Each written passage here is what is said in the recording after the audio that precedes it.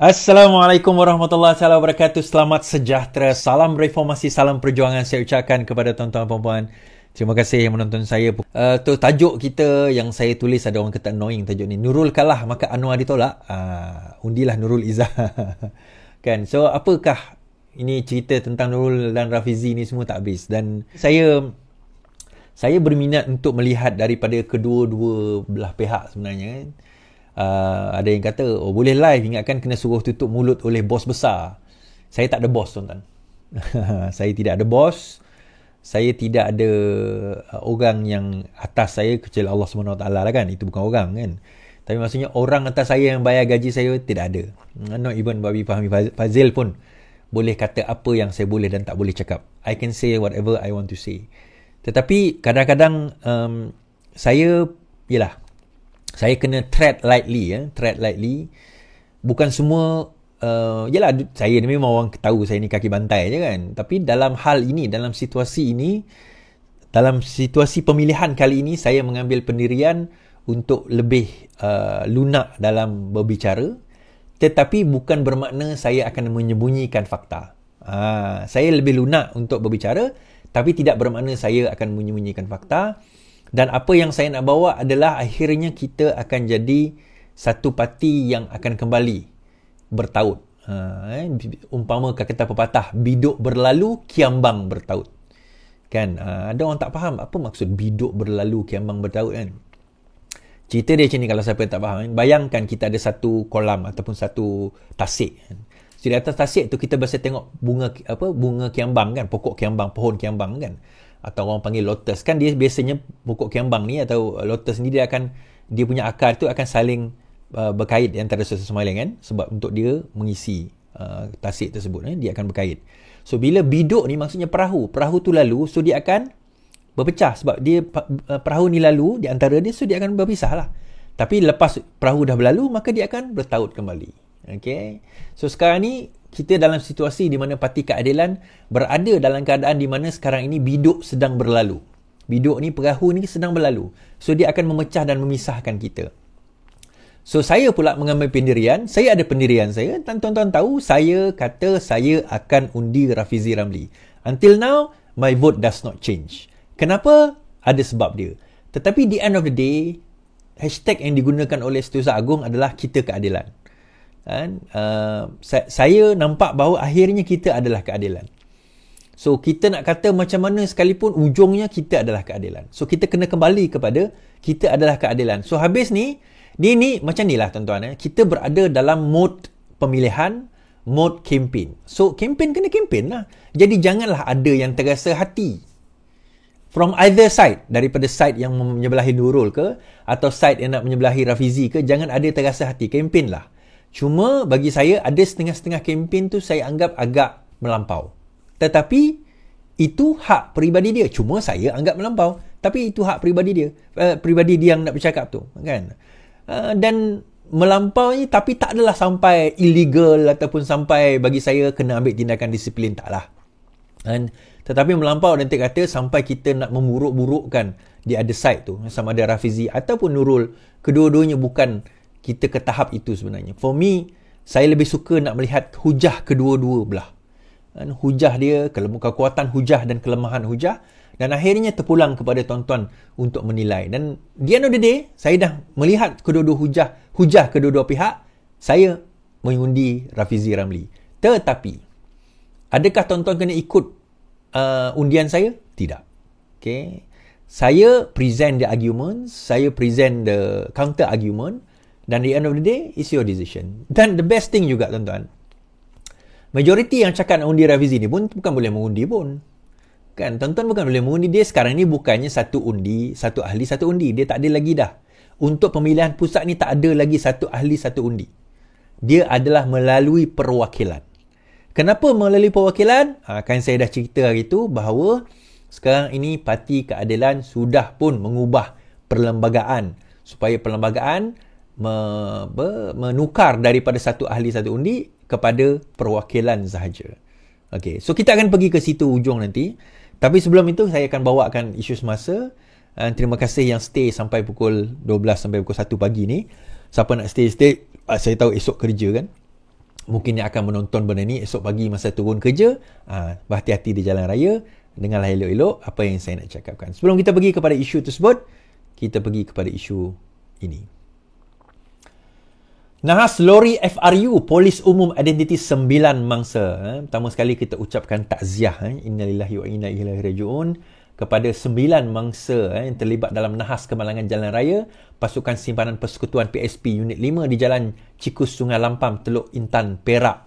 Kan, semoga roh mereka ditempatkan di kalangan orang beriman beramal soleh, dan juga diampunkan dosa-dosa mereka dan diberi ketabahan kepada ahli keluarga mereka. Kejap tuan-tuan, gambar saya tak nampak pula. Okey, kejap. Okey, saya kecilkan dulu.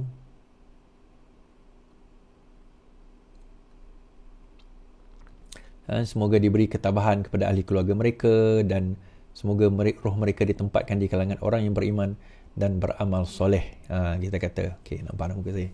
So, apa orang kata, mereka terdiri daripada mendiang Perumal Sarjan Perumal, dan juga Allahyarham Muhammad Roslan bin Abdul Rahim, Allahyarham Muhammad Pozli bin Jaudin, mendiang Nurid anak Pandak, Allahyarham Amiruddin bin Zabri, Allahyarham Muhammad Hilmi bin Muhammad Azlan, Allahyarham Akmal bin Muhammad, Allahyarham Damarulan bin Abdul Latif, dan Allahyarham Akmal Wafi bin Anwar. 9 anggota FRU yang meninggal dunia akibat kemalangan ngeri di Jalan Cikus Sungai Lampam telah dikenal pasti. Ketua Polis Perak, Datuk Muhammad Isham Nordin berkata, semua anggota tersebut terdiri daripada pegawai rendah Polis FRU Sungai Senam Ipoh dengan 8 berasal dari Perak dan seorang dari Kedah. Okey, 8 berasal dari Perak dan seorang daripada Kedah. Dentuman kuat anggota FRU jerit Allahu Akbar. Dentuman kuat kedengaran sebelum suasana berubah menjadi kelakabut apabila anggota FRU Polis Diraja bergegas semasa cuba menyelamatkan rakan yang terlibat kemalangan dengan sebuah lori yang membawa pasir di Teluk Intan pagi tadi. Peniaga gerai makan Airul Amri berkata, 31, semasa menceritakan peristiwa itu berkata, beliau sedang membuat persiapan untuk membuka gerai apabila tiba-tiba kedengaran bunyi dentuman sekitar 8.50 pagi menyebabkan beliau bergegas ke tempat kejadian. Keadaan agak kelangkabut kerana ramai anggota di lokasi mereka iaitu pasukan berkonvoi dan apabila sebuah daripada kenderaan terlibat kemalangan, kenderaan lain hadapan berhenti untuk membantu, ramai menjerit melihat rakan mereka terlibat kemalangan. Suasana begitu pilu melihat mereka berusaha membantu rakan. Ada mangsa dari kenderaan FRU yang masih lagi bernafas. Anggota FRU yang lain bantu mengangkat dan menyusun rakan mereka di tepi jalan, katanya. Airul Amri berkata beliau turut melihat ada anggota FRU berkenaan tersepit dalam kenderaan.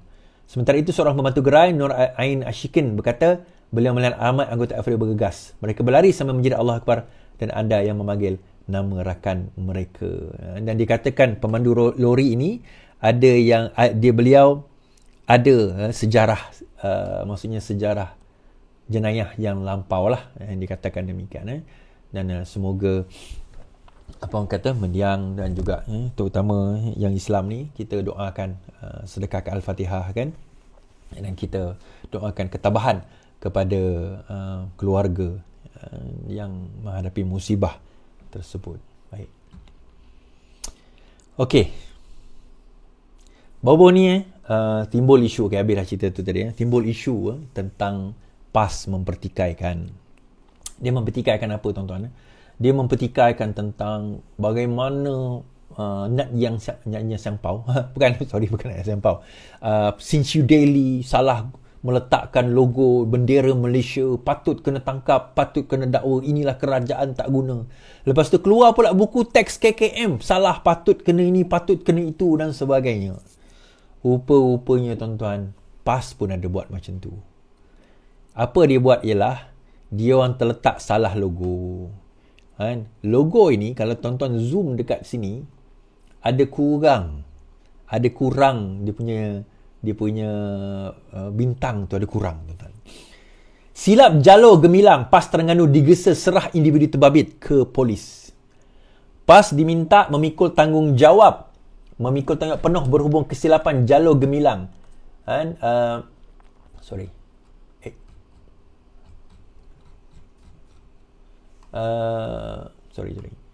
Berhubung jalur gemilang dipaparkan dalam logo promosi Himpunan Teguh Memimpin Terengganu dan menyerahkan individu bertanggungjawab kepada pihak berkuasa.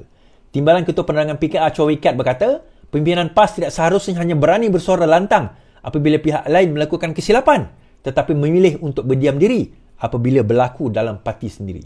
Kita masih ingat bagaimana pemuda PAS begitu garang dan lantang menyerang insiden kesilapan jalur gemilang dalam akhbar Century Daily sebelum ini. Mereka menuntut tindakan tegas menyindir bahawa permohonan maaf bukan lesen untuk terlepas hukuman. Malah mereka cuba meniup api perkauman demi menangguk di air yang keruh.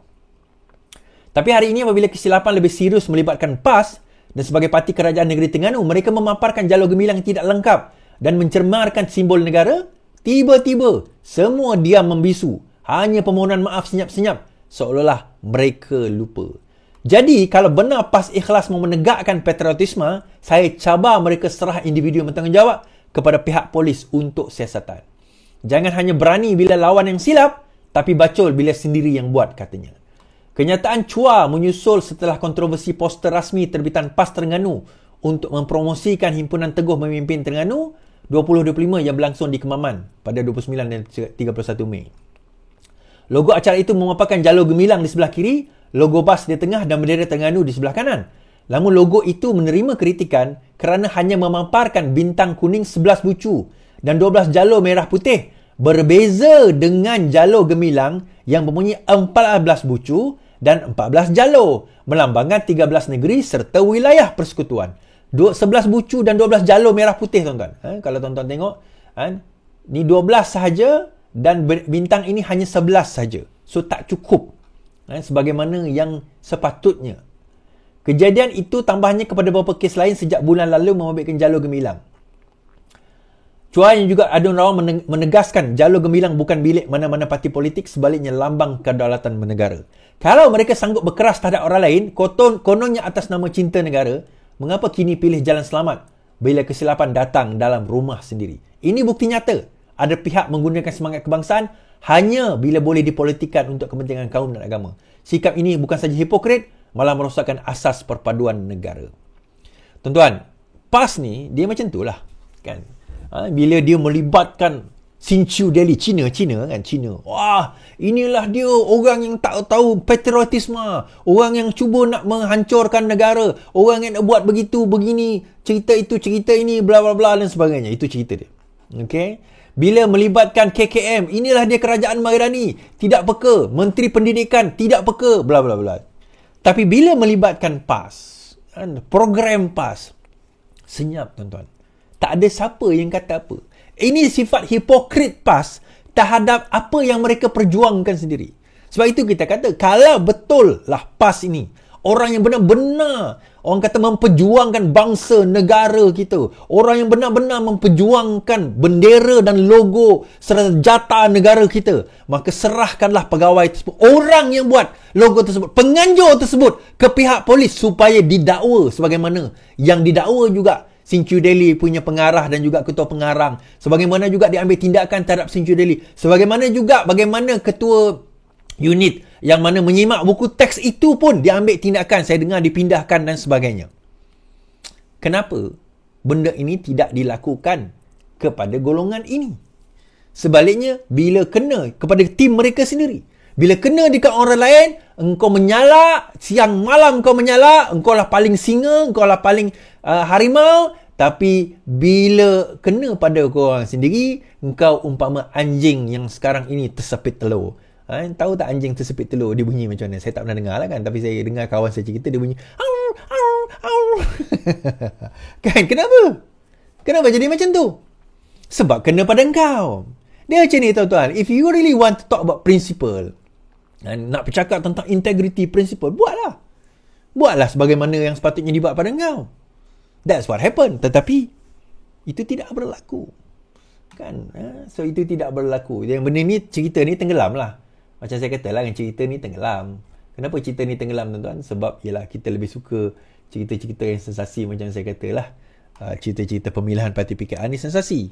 Kan? Rafizi punya pembentangan semua. Nanti kita akan tengok kejap lagi. Yang tu lebih sensasi. Tapi cerita bendera ni tak ada siapa pick up. Kan? Tak ada siapa pick up. Dia bukanlah tak ada siapa langsung. Kurang lah orang nak pick up benda ni kan. Tapi itulah saya kata, mereka sekarang ni kita kata PAS. Yalah, kalau saya nak attack PAS macam kata Rafizi, kita kena attack. Boleh saya nak attack sebenarnya kan. Tapi kadang-kadang kita attack ni, kita kena berhati-hati attack. Rafizi sendiri masa dia attack UMNO dahulu kan, berapa belas kes dia, kena saman, kena tangkap dan sebagainya. Tapi bukan semua ada that kind of privilege lah. Bukan semua ada that kind of privilege. Ada keberanian satu hal. Tetapi kadang-kadang kita nak bercakap soal kena bayar lawyer, kena bayar kos, masuk naik turun penjara, sebagainya. Benda tu akan ambil masa. But of course, bila talk about perjuangan, itulah yang kita kena hadapi lah. Walaupun kita akan ambil masa bertahun-tahun lamanya. Dan sebut pasal itu kan, Rafizi juga menyebut tentang bagaimana undi kaum India telah mula berkurangan sebenarnya terhadap kerajaan Madani, terutama Pakatan Harapan. Dan ini dinyatakan oleh Ramasamy. Anwar pemimpin paling mengecewakan buat orang India. Parti Bersatu untuk Hak Rakyat Malaysia, Urimail, melabelkan Anwar sebagai pemimpin paling mengecewakan bagi masyarakat India. Pengurusi pro-temnya, P. Ramasamy berkata demikian, berikutan penegasan tindakan PKR bahawa sokongan bukan Melayu terhadap Pakatan Harapan semakin merosot. Kehadiran beberapa pengampu India dalam DAP dan PKR tidak banyak membantu memulihkan kekecewaan masyarakat yang meluas terhadap kerajaan Madani. Setakat ini, kemungkinan kerajaan pemilihan PH kembali berkuasa dalam pilihan raya umum akan datang adalah tidak pasti. Jika PN membangun dan mengekalkan pendirian inklusif yang benar-benar senada dengan masyarakat bukan Melayu, Malaysia boleh melihat perubahan politik yang ketara pada tahun-tahun akan datang, katanya. Semalam Rafizi berkata, PKR dan PH tidak berada dalam kedudukan terbaik untuk memenangi pilihan raya umum akan datang. Ketika membentangkan data, dia menegaskan sokongan Melayu terhadap PH pada sekitar kadar 27% setakat April tahun ini, meningkat sedikit daripada 20% pada Ogos 2020. Sementara itu, sokongan Melayu untuk BNPN telah menurun kepada 48%, namun pecahan prestasi setiap gabungan tidak ditunjukkan. Dia ada sebenarnya, tapi tak tunjuk. Satu, kita kata, Ramasamy dia cakap tak habis. Okay? Dia memang sokongan bukan Melayu terhadap Pakatan Harapan itu menurun. Kita pun faham. Tapi sokongan Melayu terhadap, ini bukan Melayu tadi, sokongan Melayu terhadap BNPN juga menurun. Okay, itu yang pertama. Sokongan Melayu terhadap PH ada meningkat sedikit. Okey. Tetapi yang sebenarnya Ramasamy tak sebut, ke mana pergi golongan itu? Ialah kalau bukan Melayu itu turun, dan saya dengar Rafizi sebut semalam, dia turun tetapi tidak bermakna dia akan sokong PN.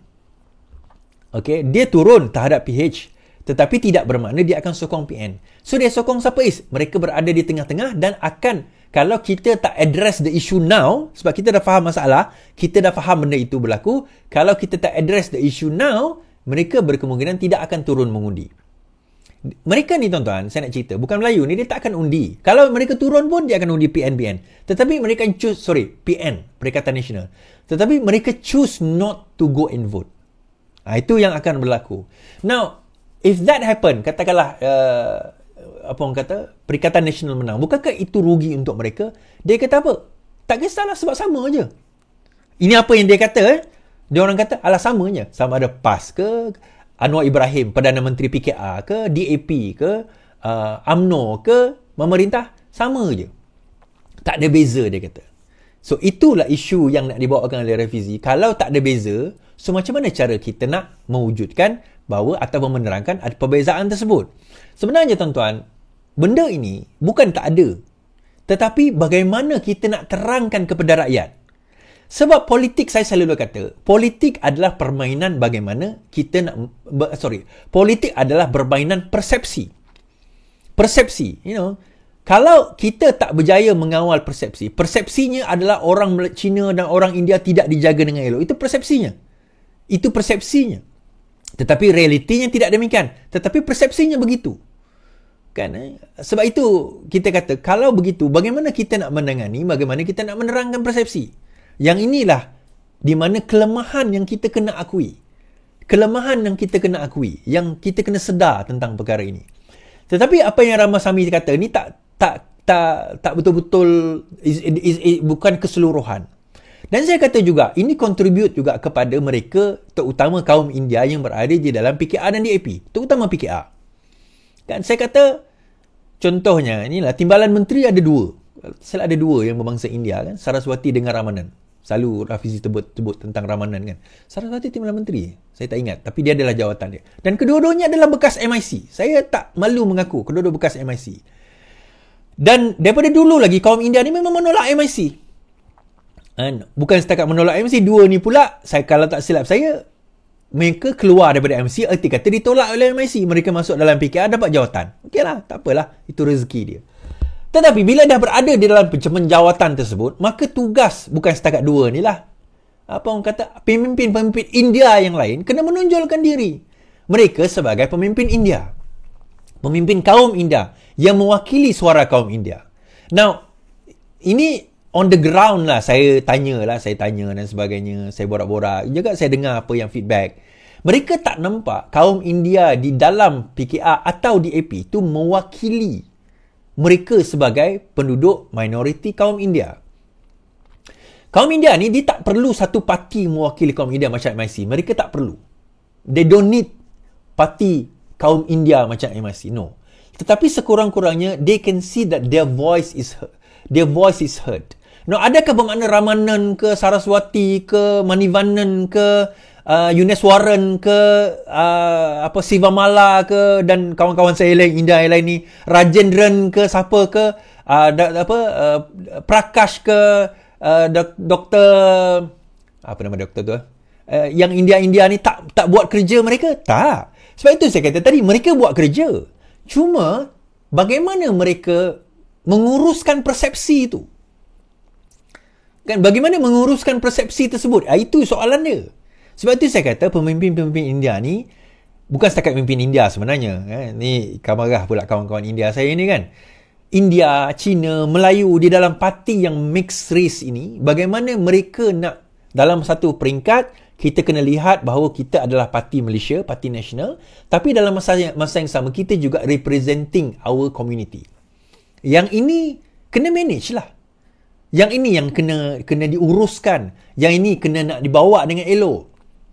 Kalau benda ini tidak diuruskan dengan elok, bermakna selepas ini kita akan kehilangan undi ni. Kan, kalau kita tengok pemimpin Cina pun ada di dalam PKR, dalam DAP lagi ramai lah, tak payah cerita lah kan. Contoh kita ada Chan Likang, kita ada Ming Kai, kita ada YB Sim, kita ada ramai lah pemimpin Cina saya nak sebut, ramai. Tapi bagaimana mereka menguruskan bukan ahli, pengundi-pengundi Cina ni.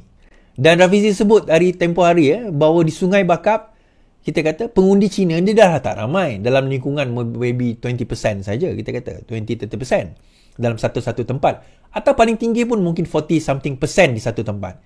Bukan setakat itu, yang turun mengundi pun tak sampai 50%. Maksudnya dah lah dia punya pengundi pun dapat 40%, yang turun mengundi maksudnya 20%, 50% daripada 40%, which is only 20% je turun mengundi. Kenapa? Bagi mereka taklah, sama je lah. Dan kita undi dia ke, kita undi PN ke, PAS ke, sama saja.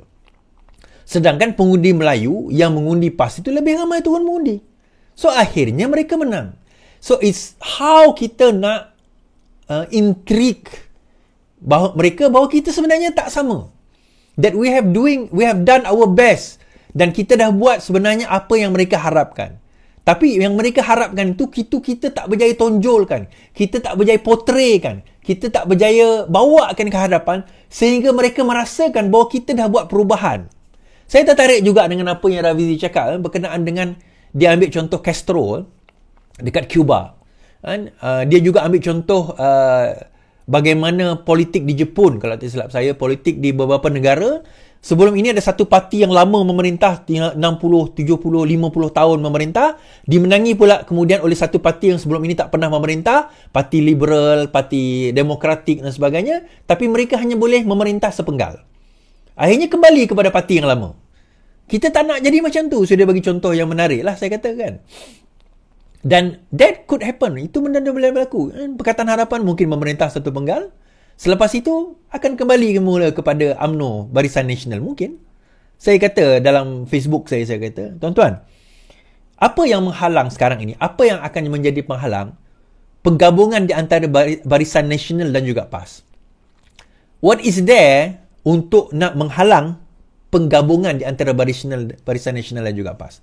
Tidak ada apa yang menghalang. Okey, bersatu dia orang boleh tolak tepi. PAS demi untuk menjadi kerajaan, tak apalah, kami buang bersatu. Kita gabung dengan UMNO. UMNO, Barisan Nasional, demi untuk nak jadi kerajaan tanpa DAP, tak ada masalah. Kita gabung dengan PAS. What is there untuk nak menghalang mereka bergabung lepas ni dan memenangi? Kita kena tahu, PAS ada 4 negeri. BN ada 5 negeri. 5 campur 4 ada 9 negeri. Campur GPS 10, campur Sabah BN katakanlah 11. 11 negeri itu dah cukup untuk memerintah Malaysia. Mungkin mereka tak dapat 2/3, tapi sekurang-kurangnya boleh dapat untuk jadi Perdana Menteri. Why not? Untuk for the next election. And kalau kita tak berhati-hati dalam benda ni, that's what will happen. Kan? Sebab itu sekejap lagi saya akan bercakap tentang realiti. Tetapi balik kepada cerita Ramasamy tadi. Ramasamy akan diheret ke mahkamah atas tuduhan rasuah esok hari. Okey. Bekas timbalan Ketua Menteri Pulau Pinang 2, P. Ramasamy akan mengesahkan dirinya menghadapi tuduhan yang dibawa oleh SPRM esok. Ramasamy secara riskas memberitahu SPRM bahawa dia belum lagi dimaklumkan secara spesifik pertuduhan tersebut. Tetapi bekas timbalan Perdana Menteri akan didakwa atas 17 pertuduhan berkaitan kesalahan menyalahgunakan kedudukan ketika menjawat jawatan sebagai pengurusi Lembaga Wakaf Hindu Pulau Pinang. Menurut sumber SPRM, sebanyak 13 pertuduhan membabitkan pembelian pedati emas, manakala 4 lagi kelulusan bantuan pendidikan, bantuan perubatan di bawah LWHPP. Bagi pertuduhan pembelian pedati emas, sumber itu memaklumkan Ramasamy didakwa menyalahkan kedudukannya memperoleh kira-kira 300,000 daripada akaun peruntukan khas pada 2019. 4 pertuduhan lain membabitkan kelulusan 2 bantuan pendidikan, 2 bantuan perubatan yang didakwa diluluskan sekitar 2020 sehingga 2022 tanpa melalui jawatan kuasa, mesyuarat jawatan kuasa LWHPP. Siasatan terhadap Ramasamy dijalankan mengikut Seksyen 23 SPRM dan dikuat kuasa Seksyen 409 Kanun Kesusahan. Okey. So, kes ni macam mana ni Is? Kes ni saling tak tumpah macam kes Syed Saddiq. Okey. Kes ini saling tidak tumpah macam kes Syed Saddiq, saling tak tumpah macam kes Aman Palestin. Alright.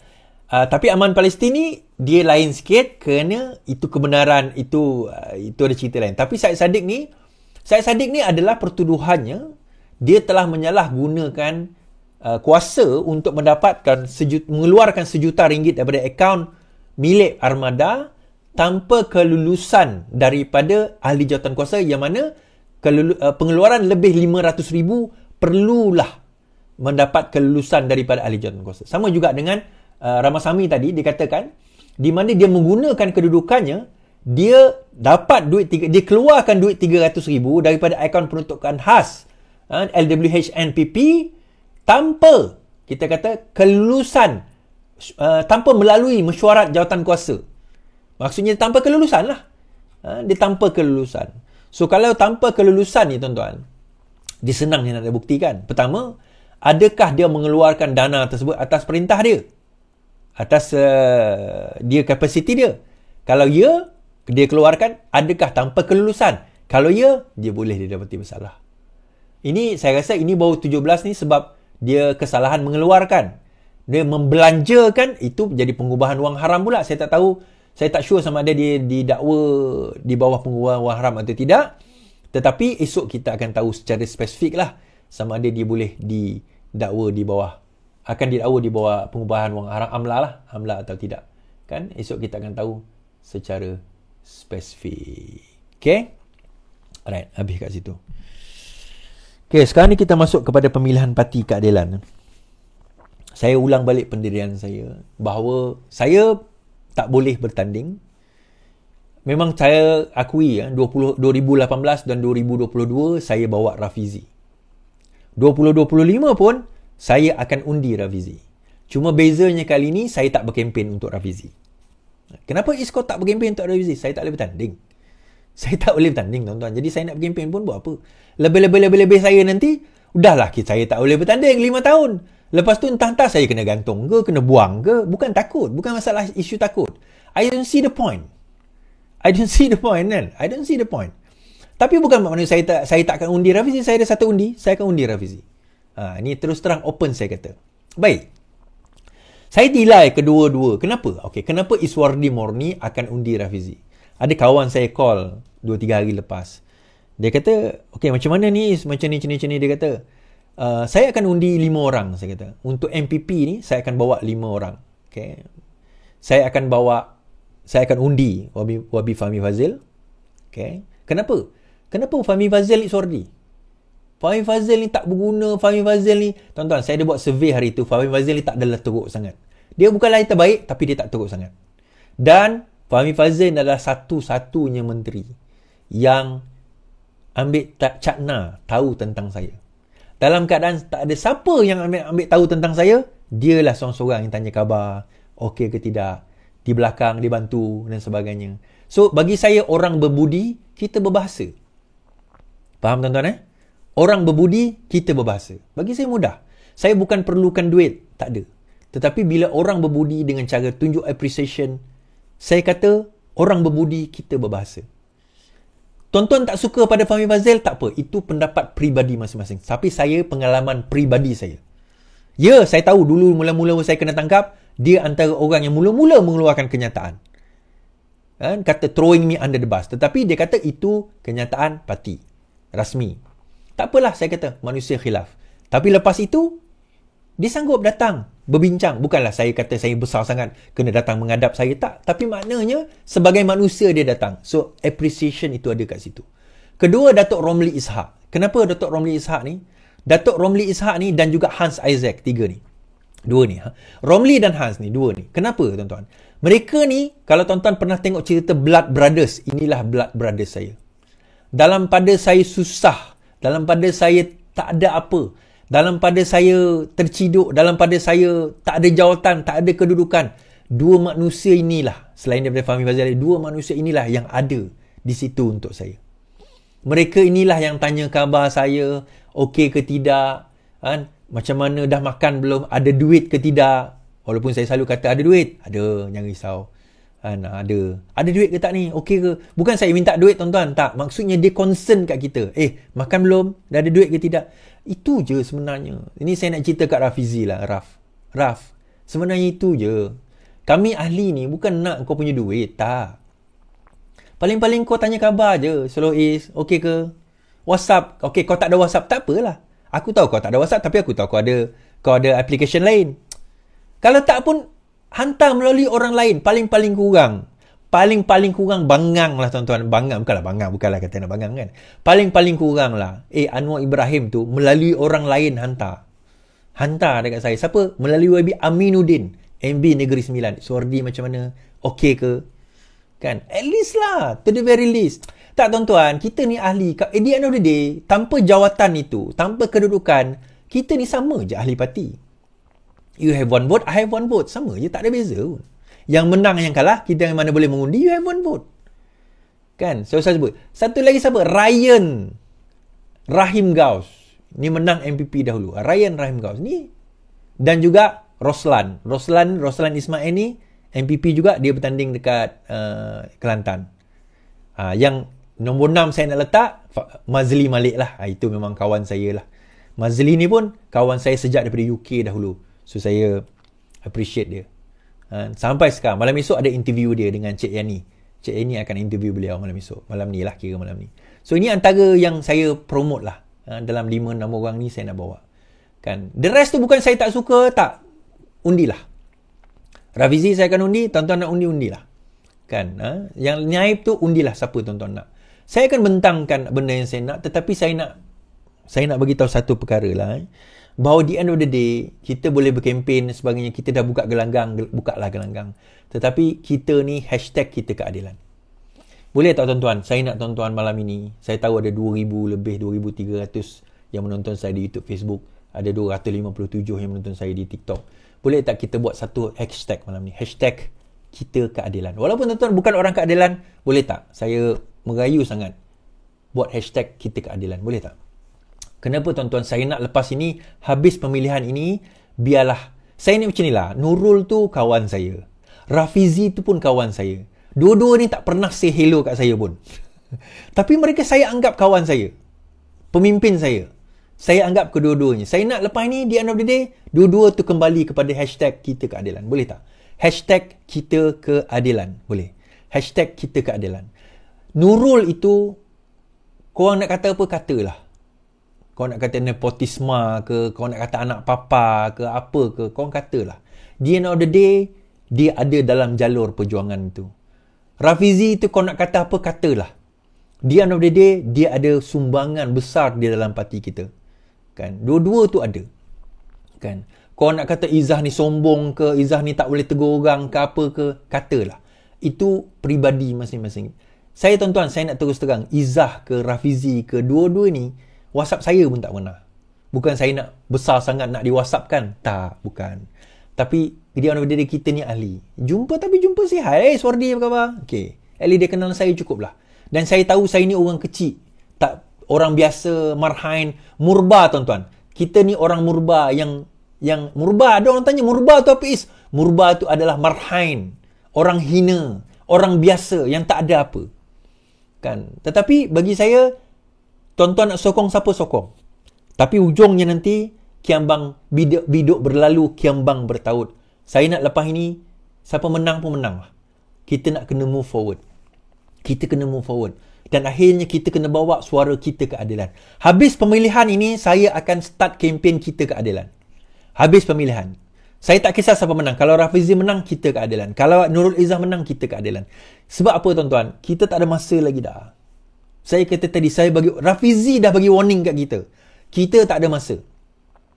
Kita tak ada masa lagi untuk nak menghadapi Sabah bulan September ini. Tahun depan Johor dengan Melaka. Lepas itu PRU, Sarawak pula, PRU lagi. Kita dah tak ada masa. Ya, kita nak gaduh sekarang, gaduh lah. Biar kita luka dan sebagainya, luka lah. Tapi akhirnya kita kena kembali kita keadilan. Boleh tak? Hashtag kita keadilan boleh tak? Hashtag kita keadilan. Tak, tuan-tuan. Tuan-tuan, kita nak kata apa sekalipun, tuan-tuan nak harapkan parti mana? Parti Hadi Awang. Bila dah ditentukan keputusan, katalah Nurul menang, dah ditentukan keputusan timbalan presiden, katalah Nurul menang, kita boleh buat apa? Saya nak tanya, kita boleh apa? Nak keluar parti beramai-ramai? Tak guna. Nak pergi mana? Nak jadi parti ahli PAS? Mampus aku. Tak nak aku jadi ahli PAS. Kan? Tak nak, tak sanggup aku. Tapi dia nak dia, kita berusaha lah, cubalah. Tapi kalau Nurul menang, dia menang lah. Dan bukannya kita semua boleh mengundi pun, saya boleh lah. Saya perwakilan. So maksudnya ahli tu dah mengundi. Tuan-tuan, dia macam ni. Hari tu, sewaktu angkat tangan sama nak tukar daripada satu ahli kepada satu undi tu, tukar perlembagaan satu ahli satu undi tu, 1,001 orang menyokong, 6 orang tak menyokong. 6 orang itu salah seorangnya saya. Saya tidak menyokong pindahan perlembagaan daripada satu ahli satu undi kepada perwakilan macam yang ada sekarang. Saya tak setuju. Saya angkat tangan menolak. Tapi dalam undian tersebut saya kalah. Saya kalah. 1,001 orang tu menang. Lepas tu sekarang ni orang tak puas hati. Ini pemilihan tak adil, kenapa perwakilan saja dan sebagainya. Tak, isunya 1,001 orang tu dah mengundi, saya menolak. Tapi adakah saya terus kata betul tak betul adil ke apa parti ini tak betul? Saya tak boleh kata macam tu sebab perwakilan dah menentukan. Saya terima. Maksudnya saya terima keputusan itu dan saya terima saya kalah dalam menolak keputusan itu. Saya terima. Dan bila parti sudah menyentuh sedemikian, sudah membangkitkan sedemikian, kita terimalah. Sama juga lepas ini. Kalau diterima Nurul Izzah itu sebagai timbalan presiden, katakan, kita terimalah. Kita nak kata macam mana. Tapi dia tak mampu, tak, perwakilan yang menentukan, bukan kita. Kalau tuan-tuan dalam perwakilan dan menolak Izzah, mengundi Rafizi, dan tuan-tuan kalah, tapi sedangkan dia menang, kita nak kata macam mana? Maksudnya majoriti perwakilan telah menerima Izzah. Tapi masa ini tuan-tuan rasa tuan-tuan nak berkempen lah. Lepas habis tu saya nak bawa rapatkan saf kita keadilan. Sebab saya dah tak ada masa lagi. Tuan-tuan, saya penat. Kalau Rafizi kata dia penat ceramah sana sini, tuan-tuan ingat saya tak penat ke?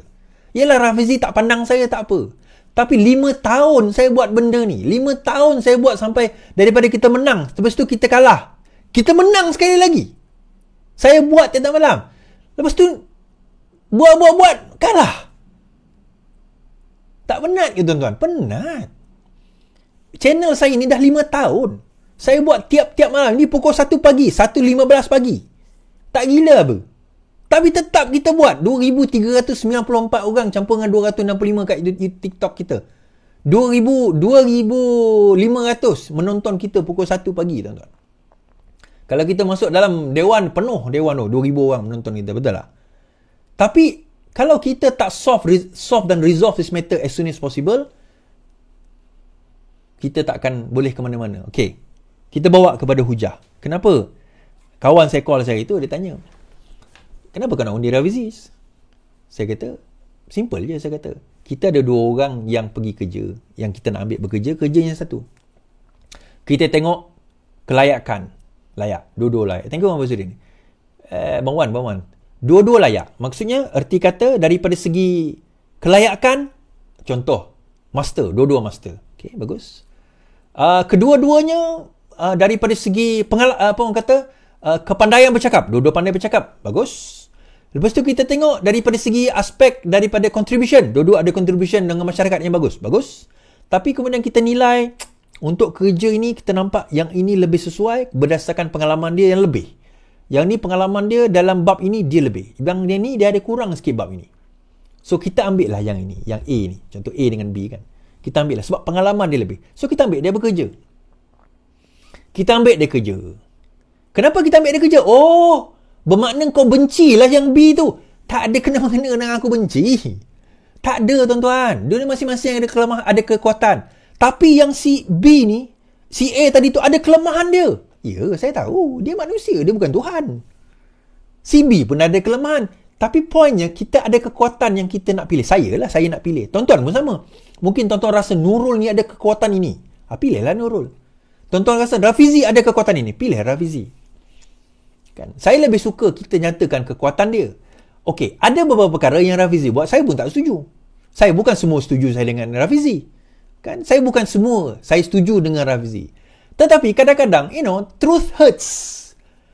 Pahit itu, kebenaran itu memang suatu benda yang pahit untuk ditelan. Kadang-kadang kita tak suka orang bercakap benar tentang kita. But truth hurts. Truth hurts. Dan macam kita kata, Rafizi tak patut attack secara terbuka. Di end of the day, orang-orang yang belah Izzah pun attack dia secara terbuka juga. So, both ada weight yang masing-masing lah. Tuan-tuan, kita ni boxing lah. Tentu boxing kita gelanggang. Dua-dua sekarang sedang menumbuk. A tumbuk B, B tumbuk A. A tumbuk B, B tumbuk A. Dua-dua akan luka. Normal lah. Tapi dah habis boxing tu, jangan kita teruskan boxing keluar gelanggang pula kan. Thank you Syafiq. Janganlah boxing keluar gelanggang. Okay, baik. Kenapa Rafizi Ramli? Kenapa saya tak nak cerita pasal Izzah. Okay? Saya tak nak cerita pasal Izzah, dia bagus ke tak bagus, nepotisme tak nepotisme, itu semua saya tak berminat. Saya cerita tentang Rafizi Ramli. Okay, hari itu Ramanan kata, masa Nurul Izzah jadi JPRP pada PRU ke-14, PKR menang 70 kerusi. Masa Rafizi Ramli jadi JPRP, Jawatankuasa Pilihan Raya Pusat untuk parti PKR, PKR hanya menang 30 kerusi. Menunjukkan Izzah itu bagus. Tuan-tuan, Izzah jadi JPRP 2015. Kita tahu. 2015 sampai 2018. 2015-18. Tetapi tuan-tuan kena ingat, invoke pada masa itu, siapa yang buat kerja? Izzah JPRP di dalam parti, invoke kat luar parti adalah Rafizi Ramli. Pada masa itu invoke ditubuhkan 2016, Izzah JPRP 2015. Penubuhan invoke tu pun saya tahu kenapa pada masa itu pertembungan dengan Azmin sehingga Rafizi terpaksa keluar, bawa tim tu keluar. Dan saya ingat lagi tim Sarawak saya pada masa itu menyebelahi, terutama Petrajaya saya menyebelahi Azmin. Kaya Rafizi. Saya nampak bahawa bagaimana dia secara tanpa melalui parti. Tanpa melalui parti, dia telah menggerakkan apa orang kata election move pada waktu itu. Okey, dia cerita dia invoke ni tuan-tuan. Ada seorang mamat ni, masa tu Obama baru menang kalau silap saya, ataupun dalam mamat ni daripada US. So dia antara orang yang bagi formula ni kepada Obama macam mana nak menang melalui data. So orang yang sama pergi datang jumpa Rafizi. So dia cerita pada Rafizi melalui data ini kaedah-kaedah dia, dan akhirnya melalui kaedah ini Rafizi guna formula itu. Korang kata panggil Rafizi Raja Formula kan. Formula dia berkesan. Dia guna formula itu untuk buat invoke pada waktu itu. Dan invoke adalah syarikat yang tidak ditaja oleh parti, tidak ditaja oleh mana-mana taukid. Rafizi yang mulakan. Dia buat fundraising. Tuan-tuan ingat dia buat fundraising untuk sewa lori tu pergi daripada cabang ke cabang. Bukan setakat itu saja. Pada masa itu tahun 2018 kita nak bertanding. Okay, rundingan dengan Mahathir. Saya tahu siapa yang berunding dengan Mahathir. Saya tahu siapa berunding dengan Muhyiddin Yassin pada masa itu untuk membentuk Pakatan Harapan. Even Pakatan Harapan tu sendiri, tahun 2016, Pakatan Harapan itu adalah rundingan Rafizi dengan Muhammad Sabu antaranya. Tuan-tuan, kita kena ingat perkataan Rafizi ya. Kenapa tak ada Anwar Ibrahim? Sebab Anwar Ibrahim pada waktu itu dalam penjara. Ini semua Rafizi dan juga Kak Wan pada waktu itu. Even Kak Wan pun masa itu presiden, Azmin nak pergi tala dia. Ini sejarah-sejarah yang saya hidup dalam tu. We were there. Tapi saya dekat tepi lah. Saya tak adalah dekat situ sama dengan... Tapi kita kat tepi, kita nampak. Kita adalah orang yang di dalam sejarah itu. Saya ada benda yang saya tak boleh nak cerita. Ada detail lagi yang saya tak boleh nak cerita. Tapi saya cerita umum je. He was there. So kalau kita nak cerita, akhirnya PKR menang 70 kursi dekat 80 pada PRU ke-14, 2018. Tuan-tuan jangan lupa invoke tu. Kak Wan, dia ada rumah kat Segambut. Pada masa itu nak bayar deposit tau. PKR bertanding, masa kalau tersilap saya ada 100 orang yang bertanding. Dekat 100 calon. Satu calon at least dia kena ada RM50,000 untuk nak bertanding. RM50,000. Paling minima pun RM20,000-30,000. Kalau 100 calon, tuan-tuan kira berapa juta? Berapa juta? Itu baru nak letak deposit. Okey, letak deposit ambillah RM20,000. Deposit parlimen. Don RM10,000. Tuan-tuan kira kalikan dengan berapa ratus PKR nak bertanding, berapa juta? Kak Wan, tak pernah orang tahu, tak ramai orang tahu. Kak Wan gadaikan mortgage rumah dia dekat Segambut tu, kalau tak silap saya 4 juta pada waktu itu. Erti kata kalau PRU ke 2018 kalah, rumah tu kena lelong. Kak Wan tak ada rumah. Kalau PRU ke-14 2018 kalah, Kak Wan lelong. Dalam masa yang sama tak cukup duit 4 juta. Tuan-tuan kira lah. Parlimen bertanding 100. Kalau tak salah 100. Don bertanding berapa ratus. Don bertanding tak cukup. Jadi Rafizi buat fundraising. Ada di kalangan ahli parlimen tu invoke yang bukan sponsor, bagi pinjam RM70,000, RM80,000, RM100,000. Bagi pinjam. Kalau menang, bayar balik. Saya tak tahu dah bayar ke tidak, tapi last saya jumpa diorang dulu, dia kata ada yang tak bayar pun. Ada yang kata janji dah menang nak bayar, tak bayar pun. Ada. Tapi saya tak kata Hassan Karim tak bayar, cuma saya kata antara yang diberi oleh Rafizi adalah Hassan Karim lah. Hassan Karim masa tu, dia tak ada duit nak bayar. So, Rafizi bayarkan. Bukan Rafizi, Persek invoke bayarkan. So, bagaimana 2016 sampai 2018, dalam masa 2 tahun, dia dapat menggerakkan dengan tanpa duit. Tanpa kedudukan. Kita kena ingat, masa tu Azmin berkuasa. Azmin Menteri Besar Selangor masa tu. Selangor tak bantu. Sebab masa tu kan 2015 pecah dengan PAS. Tapi, geng Azmin masih nak bersama dengan PAS. Geng Rafizi tak nak. Kak Wan tak nak. Kan masa tu 2015 Tuan Guru Nik Aziz meninggal dunia. Hadi Awang take over. Dia tak nak bersama dengan PKR pecah. Tetapi dia nak bersama dengan geng-geng Azmin masa tu. Kita panggil kartel. Masa pembentukan Pakatan Harapan, 25 orang tanda tangan tak setuju dan minta Kak Wan letak jawatan sebagai presiden dan minta Rafizi letak jawatan sebagai Setiausaha Agung kerana mereka tak bersetuju penubuhan Pakatan Harapan. 25 orang. Saya ada list tu. Saya ada gambar yang sign setiap seorang. Saya ada nama. Some of them masih lagi dalam parti sekarang. Tak apalah. Some of them pun kawan saya juga sampai sekarang kan. Tak apalah, saya tak naklah cerita bab tu. Tapi tanpa duit, tanpa kuasa di dalam parti, tanpa kedudukan, dan kita pembangkang pada waktu itu, dan semua data Merdeka Center ke, Ilham Center ke, IDE ke, SB ke, semua data mengatakan bahawa dalam PRU ke-14 2018 Najib akan menang dan menang 2/3. Semua data kecuali satu, iaitu Invoke. Invoke kata kita akan menang 116 kerusi. Kita menang 114 kerusi. Now, tuan-tuan, kalau kita cari sniper boleh tembak dalam jarak 1000 kaki.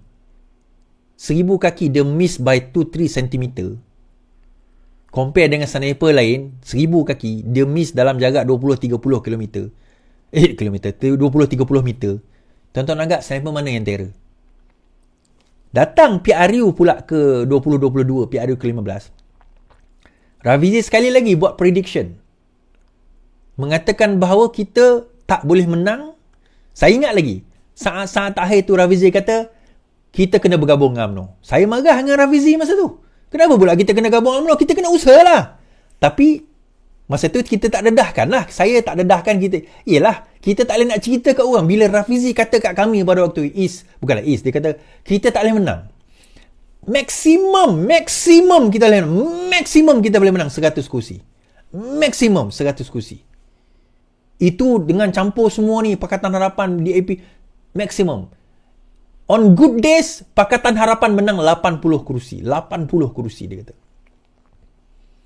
So akhirnya kita menang 80 lebih kursi. Dan the only way, saya marah betul dengan Rafizi masa tu bila dia kata kita kena gabung dengan UMNO. Saya marah dengan dia. Tapi dia kata, kita nak buat macam mana kita nak bentuk kerajaan? We have to be with UMNO. Saya ingat lagi. Dan dia gabung. Akhirnya bergabung. Rundingan itu berlaku dan sebagainya. Oh, isi tuan-tuan. Datang this election. 2 kali ada orang kata ini formula menipu lah, invoke. Kalau siapa yang cakap macam tu, sama ada dia naif, sama ada dia bodoh, ataupun dia in denial, ataupun dia memang tak tahu apa yang berlaku dalam sejarah. If my life depends on it, this is the person yang saya perlukan untuk menang this election. I do not care whether you like me or not. I don't care whether you appreciate me or not. I don't care, you tak WhatsApp I pun tak apa. I don't give a damn pasal benda tu semua. What I do care, can you deliver the job or not? This is the person who can deliver me the job. Who can deliver me this job. Now, prove me otherwise. Siapa yang kata Rafizi ni tak bagus, prove me otherwise. Prove me otherwise. Saya kata, saya buat benda ni, saya bukan saya tak nak condemn Izzah. Okay? Izzah ni dia ada kelebihan dan kekurangan di sini. Okay, saya tolak tepi Izzah. Why I choose Rafizi? This is why I choose Rafizi. Saya bukan promote Rafizi ni. Kawan saya telefon saya, kenapa kau nak pilih Rafizi? Saya kata, these are my points. You tell me why I was wrong. Mulut dia celupar ini Iswardi Morni pun celupar lah. Parti kita, ini parti keadilan ni, siapa yang tak celupar? Tell me the truth. Parti keadilan ni, siapa yang tak celupar, tuan-tuan? Politik lah. Jangan kata parti keadilan lah. Politik ni, siapa yang tak celupar? Siapa yang tak celupar? Saya ingat lagi 2-3 hari lepas. Budak-budak influencer muda lah, TikTokers ni. Jangan bimbang. Tak ada Rafizi pun, kami boleh bantu menangkan. Tuan-tuan, I tell you the truth.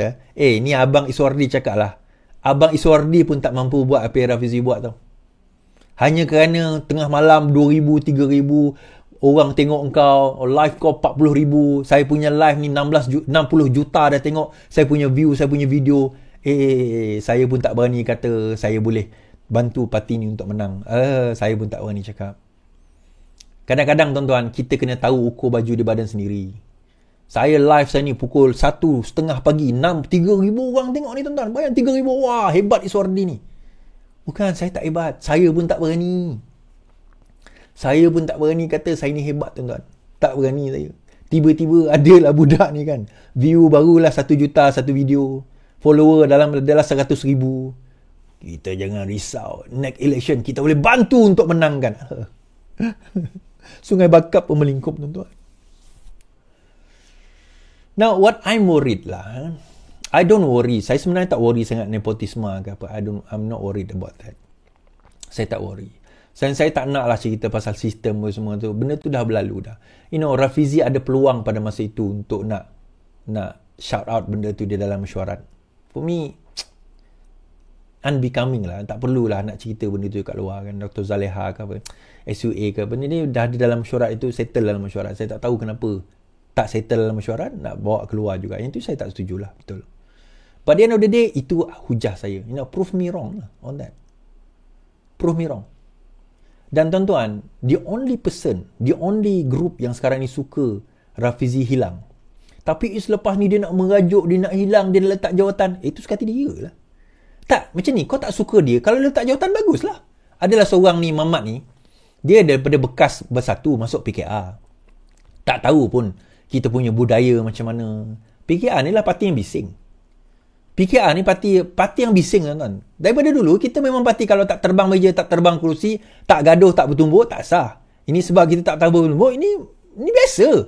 Ini tuan-tuan kira okey lah. Dulu kami lagi teruk. Ini kita okey. Dulu lagi teruk. Kan? Ini okey ni. Trust me, this is okay. Ini okey. This is PKR. Inilah dia parti keadilan. Tapi adalah seorang mamat ni dia kata, siapa-siapa saja boleh jadi general perang. Kalau semua boleh jadi general, tak adalah kita ada private. Semua private tu akan jadi general. General ni bukan semua orang boleh jadi general, tuan-tuan. Bukan semua orang boleh jadi general. Saya sendiri pun tak berani kata saya boleh jadi general. Kita faham macam mana nak mengukur baju di badan kita sendiri. Itulah, kadang-kadang orang yang terpaling ni sebenarnya dia orang sendiri tak melalui apa yang kita lalui. Tak tahulah tuan-tuan, mungkin sebab dia berada dalam keadaan kita dah menang, kita dah kerajaan kan. Dia tak berada pada zaman kita kena heret orang, kita kena heret oleh polis satu hal lah. Tapi kita kena heret setiap kempen itu. Kempen tu kita kena heret. Miskinnya kita dalam kempen itu. Yang tu mungkin dia tak melalui fasa itu. Ya, ada 2-3 orang, even yang sokong Rafizi pun.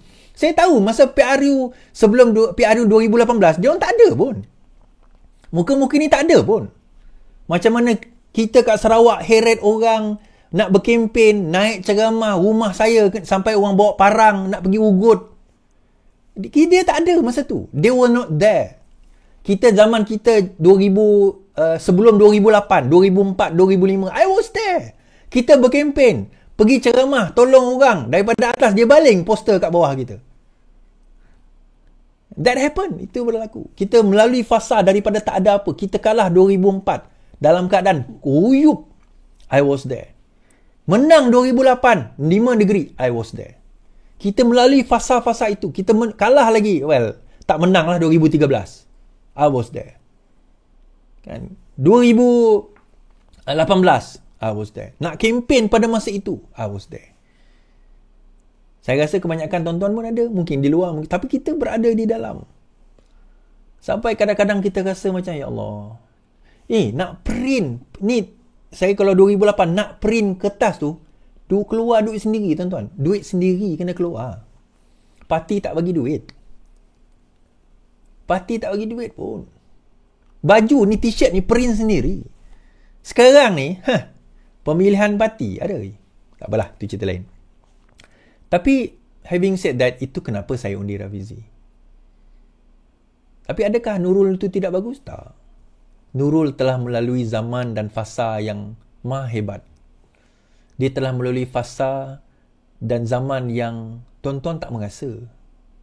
Tuan-tuan boleh cerita lah, sedap, ini Nurul macam ni, macam tu, nepotisme. Tuan-tuan bayangkan 11 tahun bapak dia dalam penjara.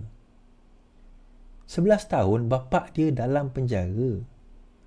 Tuan-tuan tak faham ni. 11 tahun bapak dia dalam penjara. You don't understand. 6 tahun campur 5 tahun. 11 tahun. Bapak dia dalam penjara. Dia membesar, majoriti hidup dia, waktu dia membesar, dia tak jumpa bapak dia. Tuan-tuan faham tak? Daripada umur dia pada masa itu 18 tahun, sampai 11 tahun kemudian, 30 lebih tahun, dia tak jumpa bapak dia. Do you understand that? Tuan-tuan faham tak? Ini orang yang melalui fasa itu. So, kadang-kadang kita nak attack Nurul pun berpada-pada lah. Dan dalam masa sama nak attack Rafizi pun berpada-pada lah. Terutama geng-geng yang terpaling. Dua-dua belah pihak lah. Berpada-pada. Tapi, kemukakan kelebihan masing-masing. Why Nurul is the best? Why Rafizi is the best? Rafizi bentangkan data. Rafizi celupa, kita kata. Alah. Rafizi celupa. Kenapa? Kau kecil hati? Kau koyak ke? Kalau masuk politik cepat koyak. Tak payah masuk politik lah bang. Rafizi tu koyak is. Dia koyak pun dia ada kat situ berpuluh tahun. Kau tak menghadapi, kau tak melalui apa yang dia lalui lah. Kau tak melalui lagi apa yang lalui. Chan Li Kang tu, Chan Li Kang. Apek Cina tu, Menteri Mosti tu. Apek tu, tuan-tuan, 8 kali kena lock up, 2 kali masuk mahkamah. 8 kali dia masuk lock up. Ada setengah kita ni pintu lock up pun tak pernah tengok kan.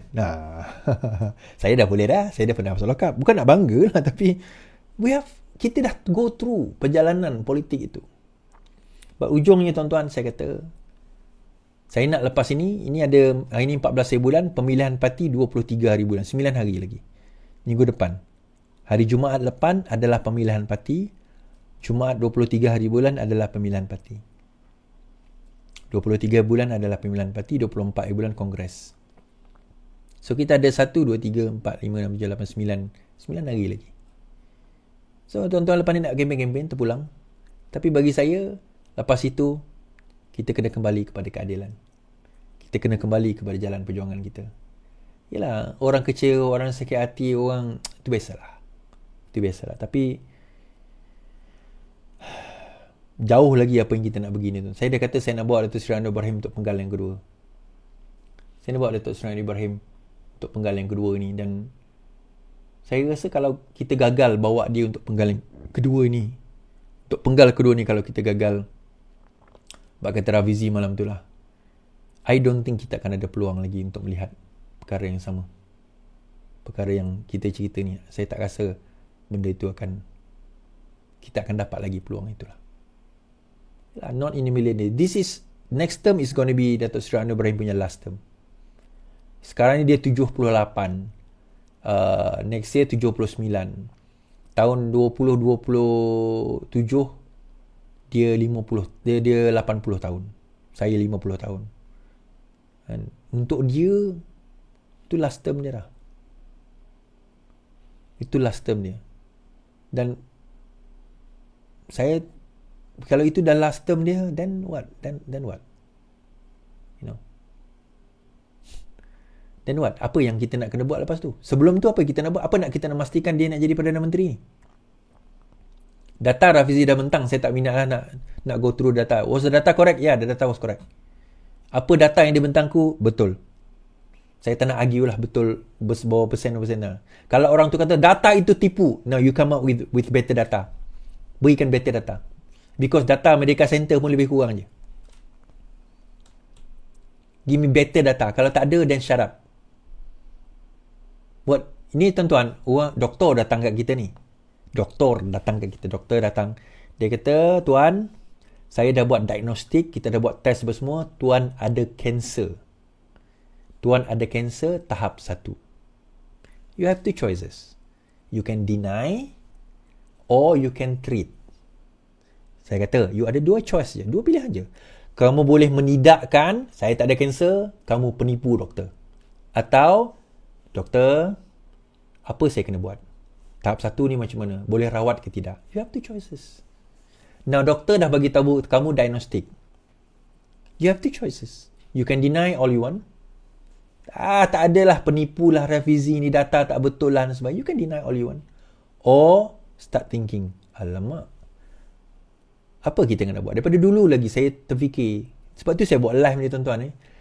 Saya terfikir, kenapa, macam mana cara kita nak tarik sokongan pengundi atas pagar yang Melayu? Macam mana? So saya, data tu ada, tapi saya tak tahu macam mana. So ini contribution saya lah, salah satu lah, small portion. Tapi saya nak nampak AMK tahun ini akan kena nampak lebih agresif. Angkatan Muda Keadilan. Kalau tidak, sia-sialah. Kan, sia-sialah. Angkatan Muda Keadilan kita ni, sebelum inilah, saya nampak terlalu lembik lah. Budak-budak muda sekarang ni, sorry to say lah. Dia bukan macam zaman-zaman kami pacik-pacik. The grunges, the metalhead semua ni kan. So mungkin korang dengar lagu-lagu yang macam tu kot. Tak apalah. Okay lah tuan-tuan, itu daripada saya, insyaAllah. Terima kasih saya ucapkan lah. Dengarlah pakcik mebel tengah malam ni kan. Dengarlah saya mebel tengah malam ni. Terima kasih saya ucapkan. Dan hashtag kita keadilan lepas ni. Kembali kita. Dan kita teruskan menyokong Pakatan Harapan sebagai anggota murba di sini. Selamat malam. Selamat beristirahat, yang penting lawan, tetap lawan. Assalamualaikum.